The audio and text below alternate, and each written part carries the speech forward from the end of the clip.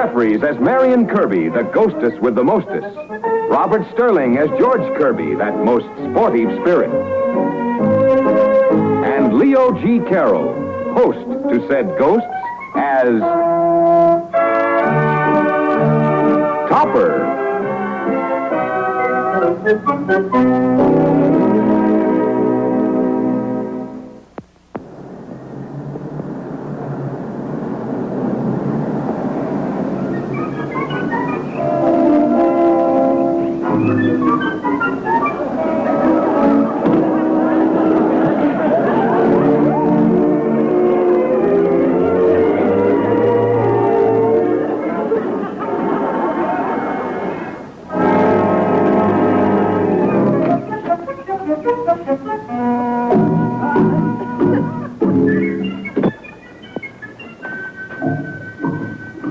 Thank you, George.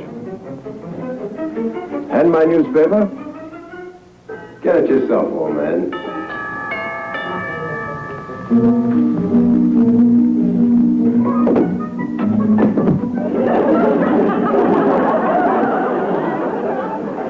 Thelma, what happened?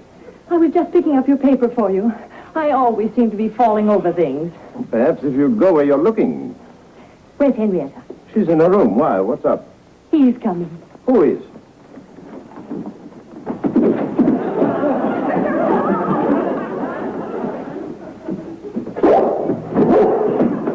Neil, stop that and go away. Oh, give him the paper, Topper. I will not. Don't be stingy. Give it to him. Let him get his own paper. What are you so irritable about today? It's bad enough living with two human ghosts.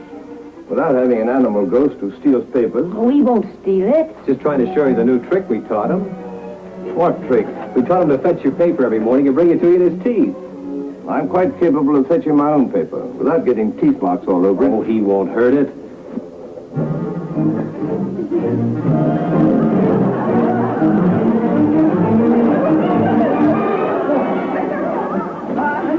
Isn't he cute? Neil, come back here. I thought he was supposed to bring the paper to me. Oh, we haven't taught him that part of the trick yet. Oh, for heaven's sake. Oh, don't be unreasonable, Topper. You can't expect a dumb animal to learn as fast as you can. But I want my paper. Oh, I'll go get you one. Say, who's Thelma? Thelma Gibney? She's Henrietta's closest friend. What does she do? What does she do? Yeah, I mean besides trip over herself. Well, ever since I've known her, she's been trying to trap a man. And somehow or other, the poor Richard thing only seems to frighten them away. I'll see you at the beauty parlor at 11. I'm going to have my fitting now, and then you can help me pick out a hat. Oh, Topper, he's coming. Me? Who? Be careful, Velma. Don't run into anything. I know. She did.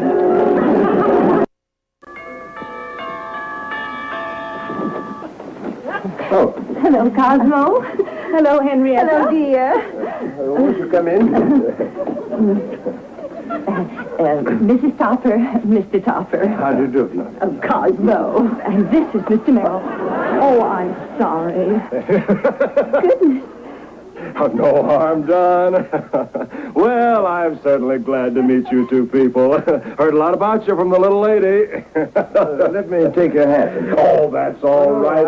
I stick it down a bit. Don't be nervous, dear. Isn't that a new coat? Yes, brand new, this afternoon. Oh, well, let me help you off with it. Thanks. Thanks. There we are. Oh, it seems to be stuck. Okay, let me see. Perhaps it's a tear in the lining. It's my bag. Your bag. I forgot it was in my hand. Well, let's take a look here. Oh. Yeah, it's there, all right. Just a minute. There she blows. Come along in, old man. Oh, Ed's so clever. He can fix anything. Now, Thelma, just relax and enjoy yourself. Would you like a martini, Mr. Merrill? I sure would, but make it Ed. Ed? Oh, you. I thought you meant a new kind of martini. Oh, I'm sorry. Can I help you? No. Over here, let me. What business are you in, Mr. Ed? Oh, I'm in the insurance game. And you? I'm in the banking game. Ed's in business for himself. Aren't you, Ed? That's a nice game. I mean, it's nice. Well, it's not that I mind working with other people. But I always say when you're in business for yourself, you can take out the money whenever you want to, right? It's not quite that easy in a bank. Usually someone's looking. Well, that's very good. That's very good.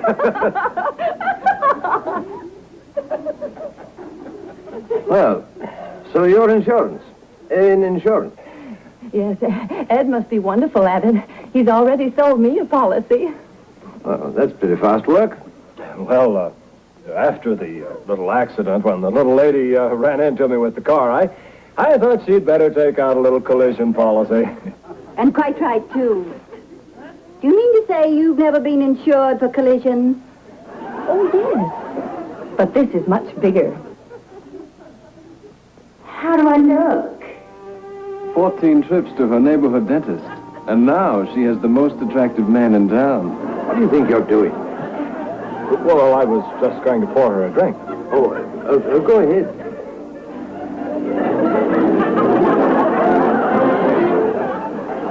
One look at her creamy white skin, and everything went black. You like a dividend? Oh, yes, yes. Oh, what have I done? What a pity. I'll get a towel. Oh, let it soak in. That's what gin's for, isn't it, to soak in? What happened? Oh, Selma's trying to drown him with martinis. What a beautiful way to die. Velma? Oh, George, stop her. No. We promised not to help. Thelma. Oh, I'm sorry. Now, I don't want you folks to get all upset about this.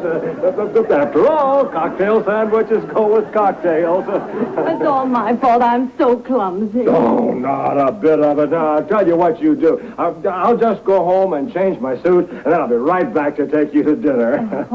Either he's in love or he's crazy. I never met a sweeter man. Never. He's a phony. He certainly is. I sure think you folks are swell, too. Well, I'll be seeing you. Really, Thelma, you must be more careful. Oh, I'm going to be. I just can't let anything happen to me again. I just can't. You better run home and change your clothes, too.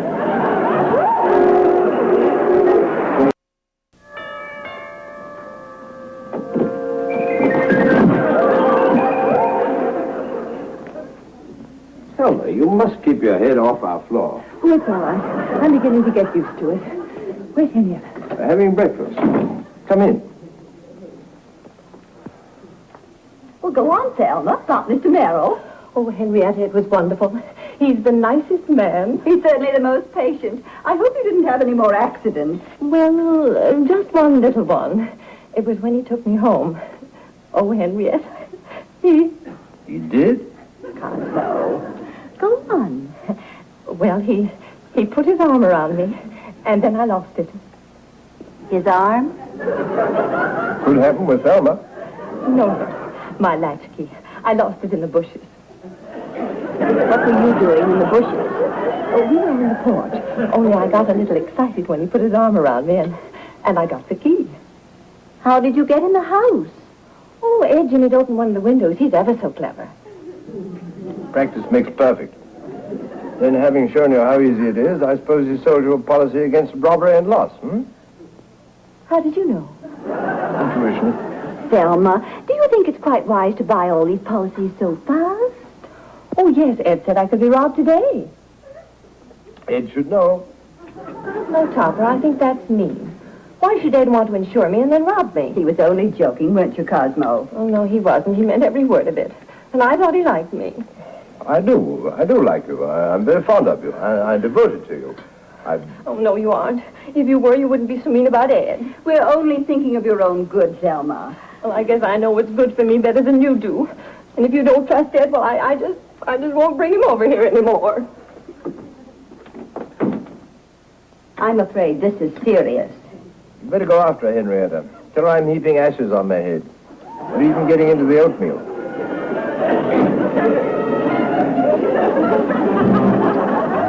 Papa, I'm worried. Me too. Wait till you start selling our life insurance. We got to do something and fast. Say, what if... No. Nice try, dear. Say, we could scare him out of the house. And Thelma with it. Hey, wait a minute. I think I have something. Later. Cosmo, I'm sorry I lost my temper. No, Thelma, don't apologize. You were perfectly right. I was? If Ed sold you a policy against robbery, he'd be the last person to want to see you robbed. Well, that's what I thought. I'm sure he's only insuring me for my own good. No, Henrietta, we ought to be looking over our policies. But we just... Thelma, why don't you ask Ed over to dinner tomorrow night? Then he and I can have a little talk about my insurance situation. Oh, he'd love that. But Cosmo... Well, Henrietta, if you'd rather not. Oh, no, dear, we'd love to have you. What shall I tell him to wear? Well, something waterproof. Tell him not to dress.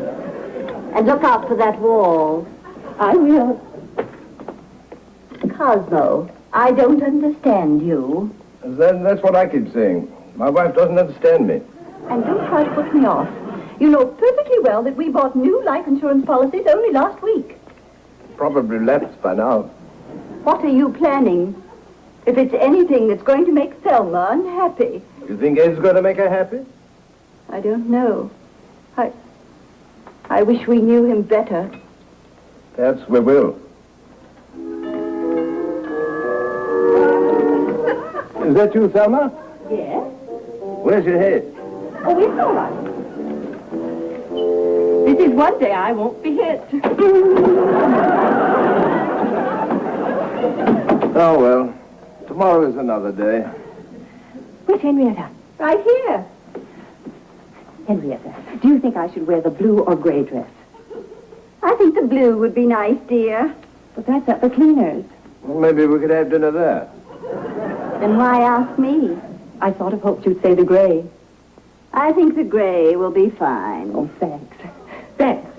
I'll see you this evening. Why, Papa, what are all those papers for? That's a scrap drive, a big scrap drive. I never heard a word about it. Just in this block. Goodbye, Thelma. Bye.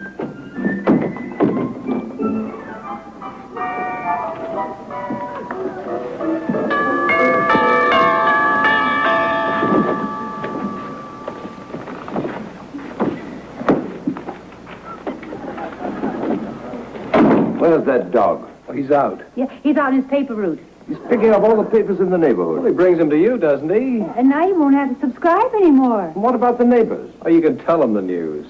You and your trained dog.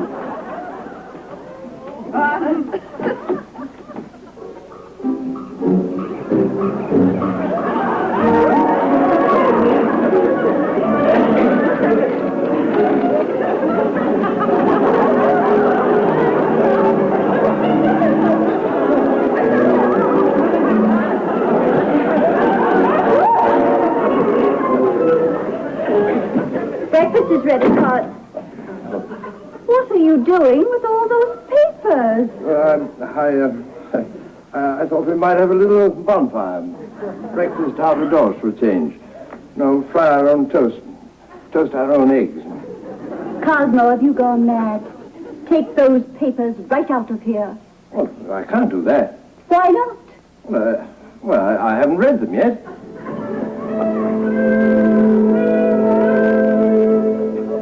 The little lady tells me you've been thinking of taking out some additional insurance. Well, yes, I was sort of flirting with the idea, yes. Wisest thing you could possibly do. You can never have too much insurance. You know why? Yes? Because no one ever knows what's going to happen to him next. How true. How very true. How very, very true. Your turn, George. I pass. Now, what type insurance were you thinking of? Well, Hadn't you men better postpone business until you're alone after dinner? I think it's fascinating. Ed's beginning to teach me all about the insurance business. Well, on the way over, Ed was telling me about the most wonderful accident insurance. Oh, I'm sorry. Well, why would you need accident insurance? That's very good. No offense, honey. Now? No. Cosmo, why do you keep saying no? Well, it's a sort of change from yes. No? See what I mean? I guess you better light your own. An ounce of prevention's worth a pound of cure, huh? That's an old saying. Yes, probably before my time. Yeah, and I'll bet you had a time in your time. Now, yes. Drink up, everybody. I think it's time for dinner. My bracelet. What about it? I must have dropped it. So maybe it's on the floor. Are you sure you had it on? Oh, I'm positive. I remember Ed admiring it on the way over. Remember, Ed? Yeah, well, maybe it's on the couch. I remember Ed said, I'll bet that bracelet cost a pretty penny. It isn't here. I wouldn't worry about it. You're insured. I'm sure it would be all right. Maybe it's in your bag. My bag? What now? Well, that's gone, too. Impossible. Did Ed admire that, too? What are you getting at? I just wanted to make sure that she didn't leave it at home. Oh. No, I don't think so. Maybe the bag is in your coat. Up your sleeve? Well, I don't think so. Well, let's take a look.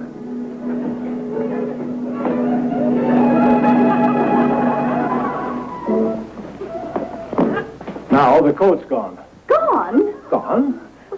But I hung it in there. I know I did. Are you sure you brought it with you? Well, if she's not sure I am, I took it off her.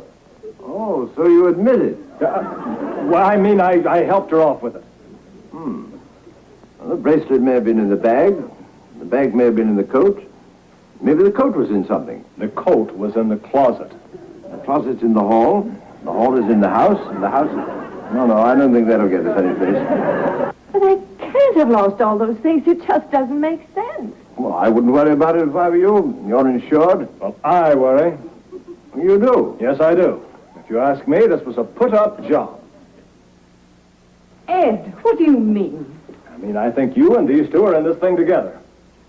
What? Did you hear what he said? Distinctly. Ed, you don't mean that. You can't. Oh, don't play games with me, pretending to be so innocent and so clumsy, getting me to insure you just so you could collect. Just one moment, Mr. Merrill. No, Henrietta, let me. Why, you're nothing but a cheat. You only went around with me in order to get me to buy insurance from you. Well, you can just keep the money. And don't worry about my putting in any claim. I'm just glad I lost all those things. Because it made me find out about you. You mean you won't make a claim? Good night, Mr. Meadow. Yeah, well, now, just a moment. Perhaps I was a bit hasty. Out. Okay, where's my hat? You sure you brought it with you? Don't start that again.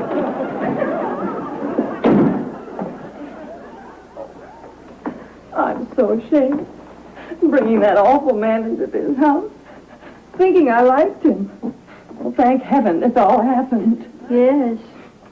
But how did it happen? Oh, search me, my dear. I intend to.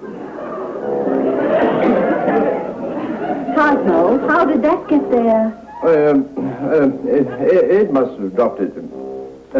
He didn't have a newspaper. Oh, yes, it did, dear. I remember admiring it. If that's Mr. Merrill again, don't you let him in. I should say not. Oh, I don't suppose I'll ever find another man again. I beg your pardon. What can I do for you? I wonder if that's my paper. Not that I care about the paper, but I wanted to make sure I wasn't seeing things. I suppose that sounds rather strange. Not at all. Not a bit. Won't you come in? You see, I was passing your house when suddenly the paper was pulled out of my hand. And the next thing I knew, it seemed to float in your door. I thought maybe it was a dog. Yes, that's it. It's a dog. But I couldn't see it. It's a black dog. Very black. Never can see him at night. Well, I wish you'd apologize to him. It's last night's paper. Oh, he doesn't care. Anything he can get his teeth into. Cosmo! Yes, dear? Cosmo, look. We found it behind the couch. The bag was in the pocket and the bracelet was in the bag. Oh. Oh, Excuse me. Excuse me. this is my wife, Mrs. Topper. Miss Gibney. Mr., Dr. Lang, I've just hung my shingle down the block. Won't you join us, Doctor? Unless, of course, Mrs. Lang is waiting for you. I'm afraid there isn't any Mrs. Lang, and I'd love to join you. Oh, well, do come in. Cosmo, how did you manage to steal all these things? Oh, I had outside help.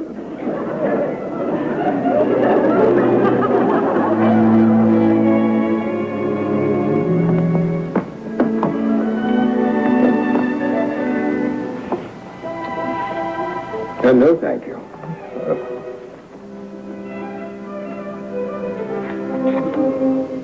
Why, thank you.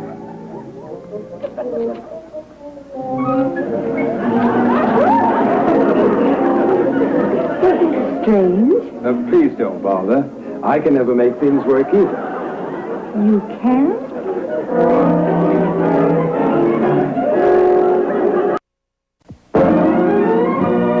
A John W. Lufton, Bernard L. Schubert production. Produced by John W. Lufton. Starring Ann Jeffries, Robert Sterling, and Leo G. Carroll.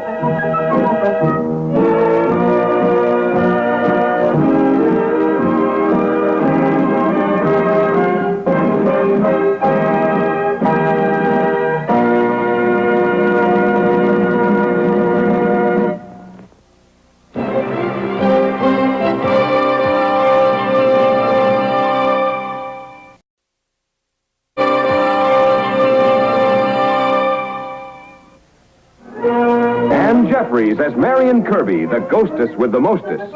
Robert Sterling as George Kirby, that most sportive spirit. And Leo G. Carroll, host to said ghosts, as Topper.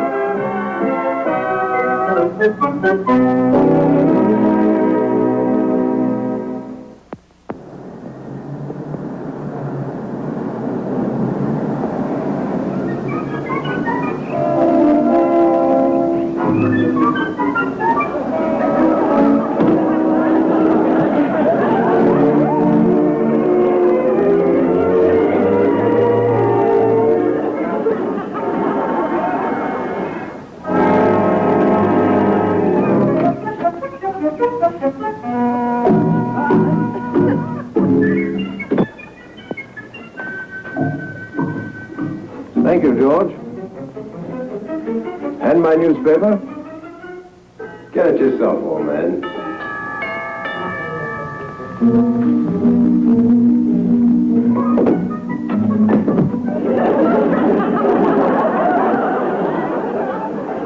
Thelma, what happened? I was just picking up your paper for you. I always seem to be falling over things. Perhaps if you'd go where you're looking. Where's Henrietta? She's in her room. Why? What's up? He's coming. Who is?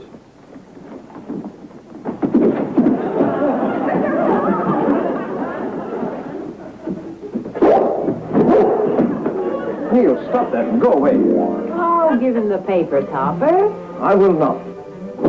Don't be stingy. Give it to him. Let him get his own paper.